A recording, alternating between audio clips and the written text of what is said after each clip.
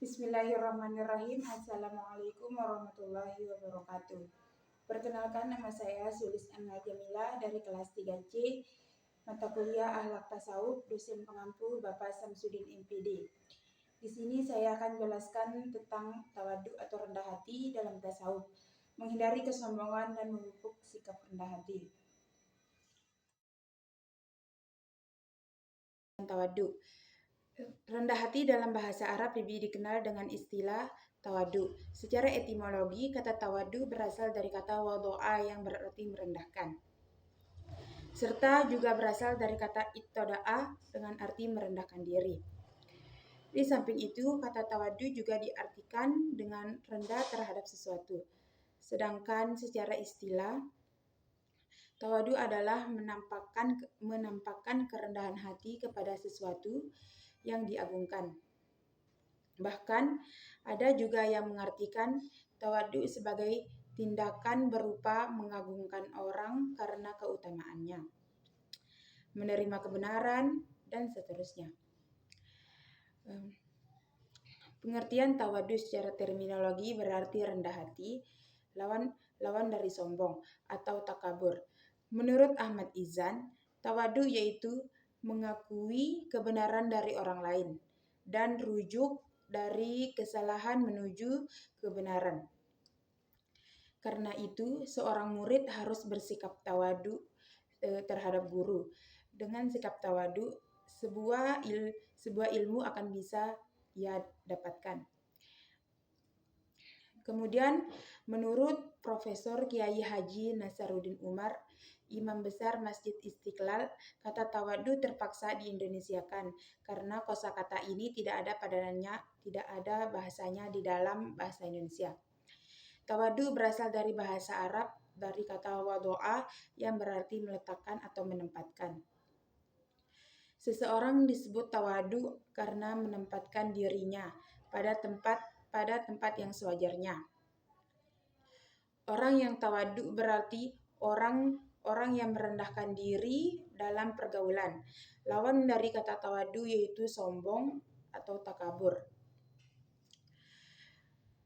Rasulullah Shallallahu Alaihi Wasallam bersabda yang artinya, Barang siapa rendah hati kepada saudaranya semuslim, maka Allah Subhanahu Wa Taala akan mengangkat derajatnya. Dan barang siapa mengangkat diri terhadapnya, maka Allah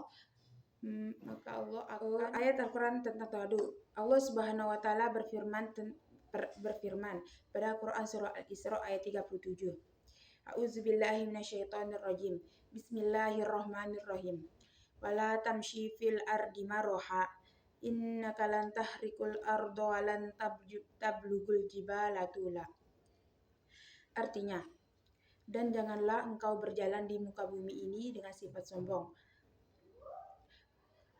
sombong. Sesungguhnya engkau tidak akan mampu menembus bumi dan tidak akan mampu menjulang tinggi di langit. Quran surah Al-Isra ayat 37. Shadaqallahul azim. Syarat-syarat tawadhu antara lain yang pertama itu selalu ikhlas karena Allah Subhanahu Wa Taala. Tidaklah seorang bertawadhu yang ditunjukkan semata-mata karena Allah, melainkan Allah Azza wa Jalla. Allah Azza wa Jalla akan mengangkat derajatnya. Diriwayatkan oleh Imam Muslim di dalam Sahihnya nomor 2588. Kedua, yaitu mempunyai kemampuan. Barang siapa yang meninggalkan pakaian mewah karena tawadhu kepada Allah, padahal ia dapat mampu membelinya, Allah akan memanggilnya pada hari kiamat di hadapan sekalian manusia, kemudian menyuruhnya memilih sendiri pakaian iman manapun yang ia kehendaki untuk dikenakan. Hadis ini diriwayatkan oleh Imam At-Tirmizi dalam sunahnya nomor 2481, oleh Imam Ahmad di dalam musnadnya nomor 439 dan Imam Al-Hakim dalam Mustadraknya nomor 183. Kemudian yang ketiga yaitu ketika terjadi perbedaan pendapat, mengambil solusi antara lain, ikhlas karena Allah, tidak menuruti hawa nafsu, berlaku adil, berlaku bijaksana, meninggalkan fanatisme terhadap individu mazhab dan golongan. Husnuzon atau berprasangka baik pada orang lain. Terus tidak menyakiti dan mencela, menjauhi jidal dan permusuhan sengit, dan berdialog dengan cara yang sopan atau dengan cara yang lebih baik. Tingkatan-tingkatan tawadu antara lain yaitu yang pertama yaitu tawadu dalam agama.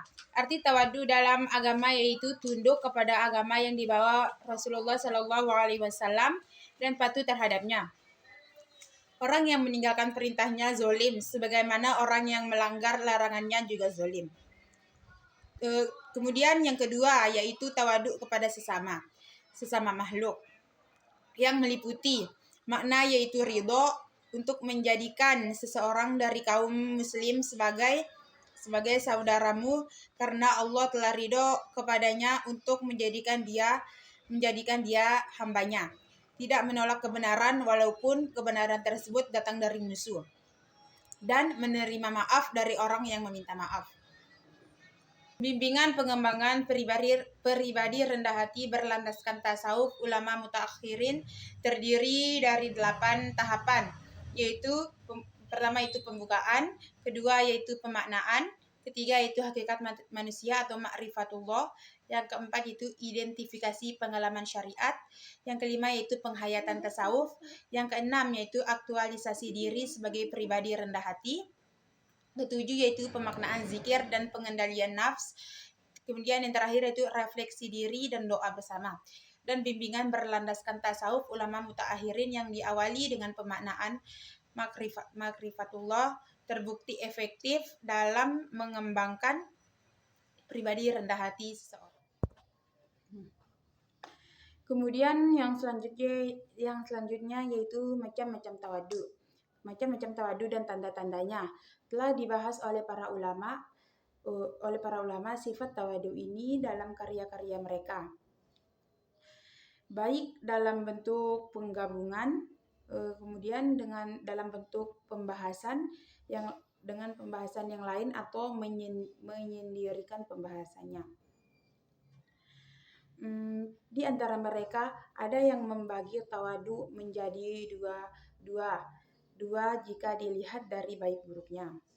Pertama, yaitu tawadu yang terpuji, yaitu ketawaduannya seseorang kepada pemilik dunia, kepada Allah, dan tidak mengangkat diri di hadapan hamba-hamba Allah.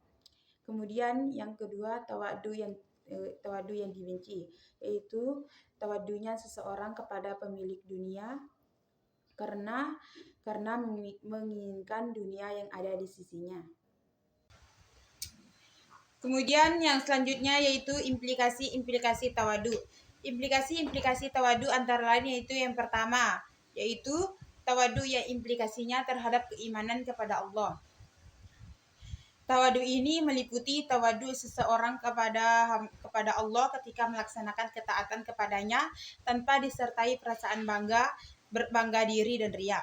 Seorang merendahkan diri kepada Allah tatkala mengingat dosa-dosa yang telah ia perbuat, sehingga ia merasa bahwa dirinya adalah orang yang paling sedikit dalam melakukan ketaatan kepada Allah atau amalnya sedikit dan paling banyak dosanya, di mana hal ini akan mendorongnya untuk bertaubat. Kemudian yang kedua, dan tawadu dalam berpakaian dan berpenampilan. Kedua, yaitu tawadu yang implikasinya terhadap ahli ilmu atau agama atau ulama. Seharusnya seorang ulama tidak perlu mengaku-ngaku dirinya sebagai orang yang berilmu dan tidak perlu membanggakan diri atas apa yang telah dimilikinya, kecuali dalam keadaan yang terpaksa atau darurat, karena dia membicarakannya sebagai bentuk syukur atas nikmat yang diberikan Allah kepadanya. bukan untuk membanggakan diri di hadapan manusia. Kemudian yang ketiga, yaitu tawadu yang implikasinya terhadap penuntut ilmu. Seharusnya para penuntut ilmu senantiasa tawadu, karena orang yang berilmu, orang yang tawadu di antara mereka adalah orang yang lebih banyak ilmunya. Perumpamaannya seperti tempat yang lebih rendah. Ia lebih banyak genangan airnya dan lebih banyak manfaatnya. Kemudian yang selanjutnya yaitu keutamaan tawadu. Keutamaan tawadu antara lain itu yang pertama yaitu tawadu dapat mengangkat derajat seorang hamba. Rasulullah Shallallahu Alaihi Wasallam bersabda, tidaklah berkurang harta karena sedekah. Tidaklah Allah menambah kepada seorang hamba sifat pemaaf, kecuali dia akan mendapatkan kemuliaan. Serta tidaklah seorang menerapkan sifat tawadu karena Allah, kecuali Allah pasti mengangkat derajatnya. Kemudian yang kedua yaitu tawadu dapat mengangkat derajat dan pangkat seorang hamba. Rasulullah Shallallahu Alaihi Wasallam bersabda, yang artinya, tidaklah dari setiap keturunan Adam, melainkan di kepalanya terdapat hakama atau hakama di tangan seorang malaikat. Apabila ia tawadu, dikatakan kepada malaikat tersebut, angkatlah hakamahnya. Sedangkan apabila ia sombong, dikatakan kepada malaikat tersebut, letakkan hakamahnya. Sahih nomor 538. Hakama adalah besi kekang yang berada di hidung kuda. Tali kekang tersebut dapat mencegah kuda dari melawan perintah penunggangnya. Kemudian yang ketiga yaitu tawadu itu menghasilkan keselamatan, mendatangkan persahabatan, menghapuskan dendam, dan menghilangkan pertentangan.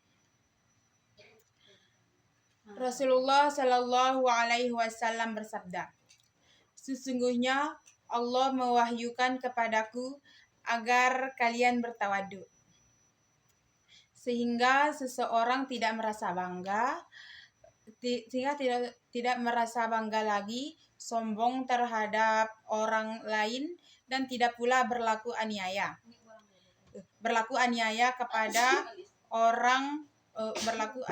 kepada orang lain. Diriwayatkan oleh Imam Muslim dalam Sahihnya. Memelihara sifat tawadu dan qanaah, memanifestasi karakternya itu akan tampak pada kehidupan bermasyarakat atau bersosialisasi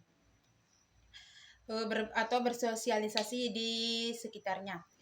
Oleh karena itu, pelaksanaan nilai-nilai terlihat pada kehidupan yang penuh kasih sayang, bermurah hati, dan cenderung untuk mengajak kebenaran atau ma'ruf dan melarang kemungkaran. Berkenaan dengan masalah ini, Ali bin Husain berkata, orang yang mengeluarkan hartanya karena diminta tidak termasuk bermurah hati. Yang disebut bermurah hati adalah orang yang menunaikan hak-hak Allah atas kemauan niat sendiri dan taat kepadanya, tanpa tekanan ataupun harapan untuk ucapan terima kasih. Pembentukan nilai-nilai akhlak mulia dapat ditampilkan dengan sifat pemurah, suka memberi, dan sanggup menanggung segala resiko untuk kemaslahatan. Demikian pula hal itu bermakna manis muka, memberi yang terbaik, serta menahan segala gangguan. Oleh karenanya, sebagai orang yang bertakwa, selayaknya tidak mempunyai sifat kedurhakaan, keingkaran, kemunafikan, dan sikap suka menentang.